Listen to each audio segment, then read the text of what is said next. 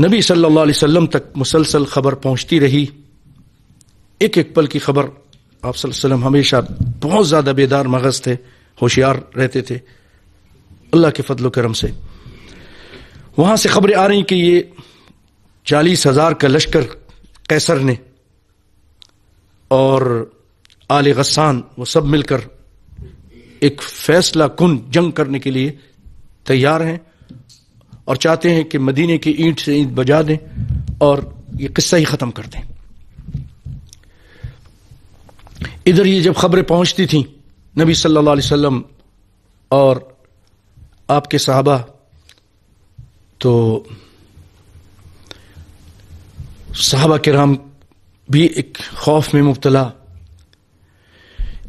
اسی اثنا میں 9 ہجری کی بات ہے، نبی صلی اللہ علیہ وسلم نے اپنی بیویوں کو ان سے ایلا کیا.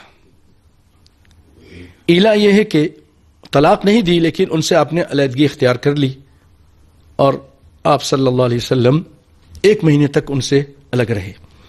میں یہاں یہ بتانا چاہتا ہوں کہ اس قدر خوف پھیل چکا تھا صحابہ کے درمیان. عمر بن خطاب جیسے آدمی، وہ اس قصے سے آپ اندازہ کر سکتے ہیں. سیدنا عمر بن خطاب کہتے ہیں کہ یہ مدینے سے ایک قریبی بستی آپ لوگ بھی جانتے ہوں گے جو جاتے ہیں، اوالی، یہ وہاں رہتے تھے سیدنا عمر بن خطاب.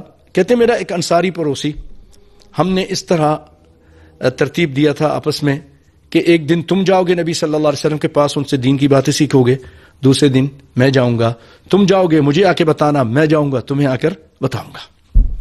یہ اس طرح سلسلہ چلتا رہا.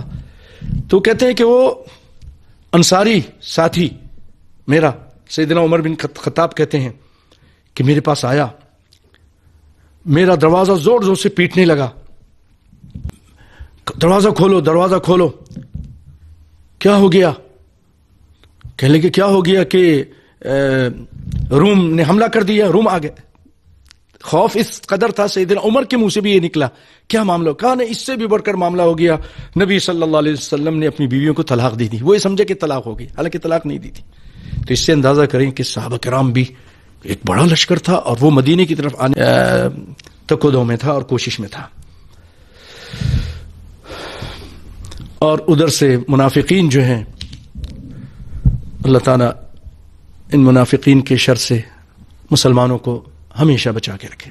آج بھی بہت سارے منافقین ہیں تو وہ ہر وقت مسلمانوں کے خلاف زہر اگلتے رہے. وہ آ رہے ہیں اور تمہارا اب تم کو مزہ چکھائیں گے اور ان کا لشکر چل پڑا ہے، یہ ہے وہ ہے، اس طرح کی باتیں کرتے تھے. ایک ایسا قافلہ گزرا جو ملک شام سے، تبوک شام کی طرف ہی ہے، یردن بلقان، تو وہ قافلہ نبتیوں کا تھا.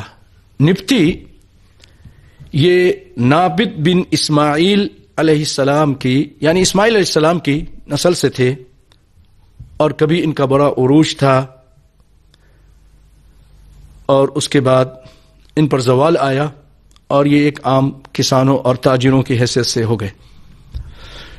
تو ان لوگوں نے جو تیل لے کر آئے تھے انہوں نے بتایا کہ 40,000 کا لشکر تیار ہے اور روم کے ایک عظیم کمانڈر کو اس کی کمان سونپی گئی ہے اور اس کے جھنڈے تلے عیسائی لخم جذام وغیرہ وہ جمع ہو چکے ہیں اور ان کا ہراول دستہ بلقان پہنچ چکا ہے.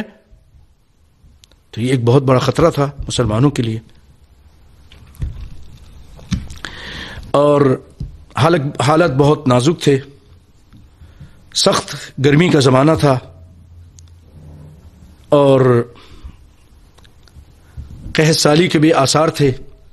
نبی صلی اللہ علیہ وسلم کے پاس سواریاں بھی بہت کم تھیں اور پھل اب پک چکے تھے. پھلوں کو کاٹیں کہ جنگ کے لیے جائیں اور راستہ ایک لمبا راستہ تھا، جیسے کہ میں نے پہلے بتایا کہ 600 سے زیادہ، تقریباً 700 کلومیٹر کا فاصلہ تھا. نبی کائنات صلی اللہ علیہ وسلم بہت گہری نظر رکھے تھے اس معاملے پر. آخر کار آپ صلی اللہ علیہ وسلم نے ایک فیصلہ کیا کہ رومیوں سے ایک جنگ کی جائے گی. اگر سستی اور کاہلی سے کام لیا گیا تو وہ لوگ مسلمانوں کے علاقے میں گھس جائیں گے اور مسلمانوں کے علاقوں پر قبضہ بھی کریں گے اور اسلامی دعوت اس پر بہت برا اثر پڑے گا. یہ سوچ کر، اور یہ بھی ڈر تھا کہ پیچھے سے منافقین مسلمانوں کے کمر پر چھرا گھونپیں گے، خنجر ماریں گے، تو آپ صلی اللہ علیہ وسلم نے 2 ہاتھ کرنے کا فیصلہ کر لیا. تنگی تھی، بہت زیادہ تنگی تھی، لیکن اس کے باوجود اللہ پہ توکل کیا آپ صلی اللہ علیہ وسلم نے، اور یہ فیصلہ کیا کہ ہم ان کے میدان میں جا کے لڑیں گے، ہم ان کے علاقے میں جائیں گے.